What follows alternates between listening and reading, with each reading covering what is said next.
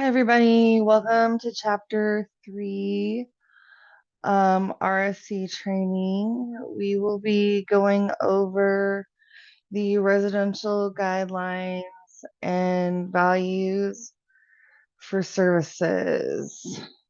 I'm going to be using the PowerPoint just to keep myself on track.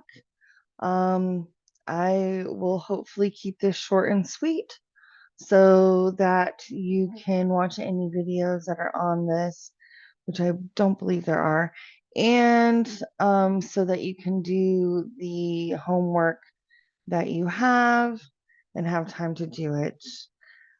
These are the criteria that you will be able to do once this training is complete.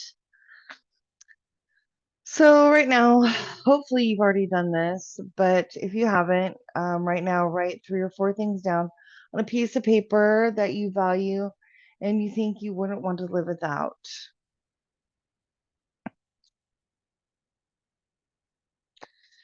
Imagine now those things that you have in your life, those values that you want, those things that you want to accomplish, and you couldn't do it.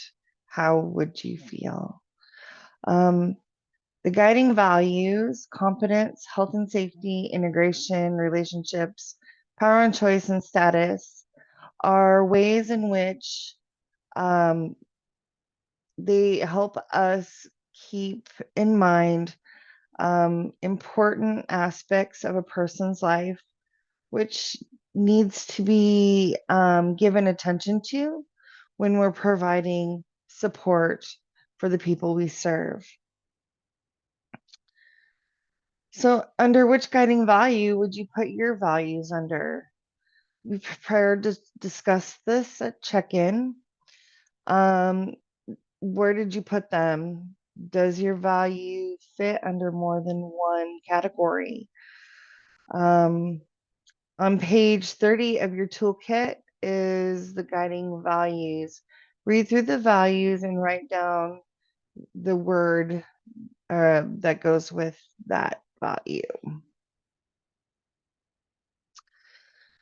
And then now back to, what if someone took a guiding value of yours away, said it was no longer part of your life? How would that make you feel? How would you feel about the person who took it away from you? How does this lesson actively relate to the people we serve and will support? On page 31 in your toolkit, write in what a meaningful life may look like for the person that we serve. Remember, the people we serve already experience personal barriers in their life. And if we're taking this part of their life, the values that they want in their life, away, that's more barriers to their life and the happiness that they have. How do we determine qualities of a meaningful life? Who tells us our life is meaningful? Where did we get our ideas from? What residential guidelines are represented in your or in the person's meaningful day? Were all the residential guidelines represented? Now, not every day, every residential guideline is going to be a part of a day. But if there are days where there are no residential guidelines being met at all, maybe we need to consider assisting the people we're supporting with adding some value to that day in some way, shape, or form. Now, they may not choose to, and that's fine. We can support them whatever the way they want, but we can help them in adding value and showing them how this will help them live their life to the fullest. Health and safety versus power and choice. Keeping a balance between power and choice versus health and safety can be very challenging.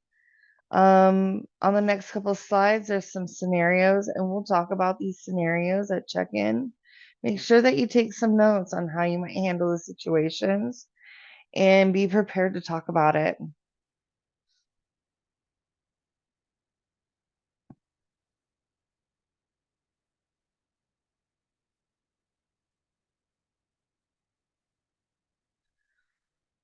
The number one responsibility for us is to help assist the person we're serving with health and safety. Next will be some more problem solving scenarios. You know, are you able to keep a balance between power and choice and health and safety? What could you do to assist them with making some difficult choices? Who contributed to your meaningful life? I want you to take a moment, if you haven't already done so, write a letter to a person or persons who may have been there to contribute to your meaningful life. I would probably write a letter to my mom and dad. They've taught me many of the tools that I have to succeed in life. And sometimes their tough love has been hurtful, but that love is what um, forced me or motivated me to do things for myself. And sometimes, as a staff person, you know, we think that when a client acts out, they're acting out because we're making, you know, we're asking them to do more than they're capable of.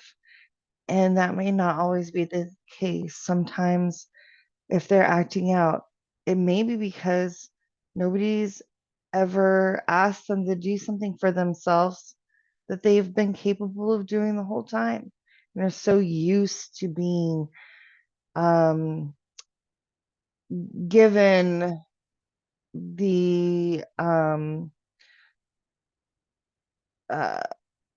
you know, it's been given to them. They've just taken it rather than um, working for it for themselves. When we put this into perspective, you can see how one person's words, actions, and kind gestures can make positive changes and impact our lives. Um, so if you have any questions, be sure to bring it up when we have our meet and greet, our check-in, and we'll go over the learning objectives, and that's about it. All right. That is chapter 3, and I will see you for chapter 14. All right. Have a good day. Bye.